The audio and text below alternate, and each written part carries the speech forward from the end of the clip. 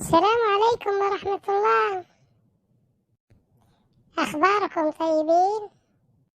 الحمد لله رب العالمين. الحمد لله لك يا رب. عليكم السلام ورحمة الله وبركاته. أهلا وسهلا. هلا فيكم هلا فيكم.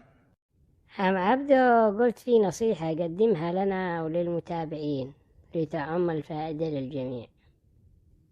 إيش هي من نصيحة؟ تفضل يا يمن الشموخ. بانتظاره يجمع أفكاره. من راقب الناس ما تهمن. طيب كمل. يعني كيف يا عم عبدو؟ وضح لنا وللمتابعين. لا تشغل نفسك بمشاكل الناس، دع الخلق للخالق. إيه، وإيش تاني؟ شوف عيوبك أول. يعني ما تتدخلش بخصوصيات الآخرين. اصلح من شأنك أنت. إيه، نصلح العيوب. أيوة. هلك يا عاقل هلك، جزاك الله خير.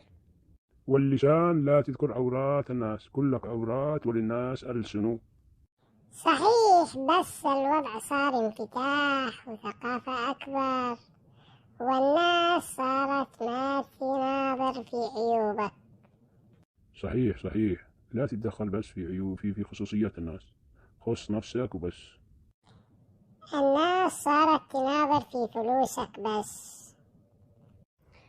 ايه، صحيح. ذكرتوني اللي قال: رأيت الناس قد مالوا إلى من عندهم مال، ومن لا عنده مال فعنه الناس قد مالوا. اسمعوا سمعكم.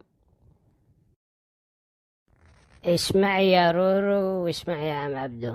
اسمعوا هذه، وانتوا يا متابعين اسمعوا واكتبوا لنا رأيكم في التعليقات. رأيت الناس قد مالوا إلى من عنده مال، ومن لا عنده مال فعنه الناس قد مالوا. رأيت الناس قد مالوا إلى من عنده مال، ومن لا عنده مال فعنه الناس قد مالوا. ومن لا عنده مال فعنه الناس قد مالوا. رأيت الناس منفضة إلى من عنده فضة، ومن لا عنده فضة فعنه الناس منفضة. ومن لا عنده فضة فعنه الناس منفضة.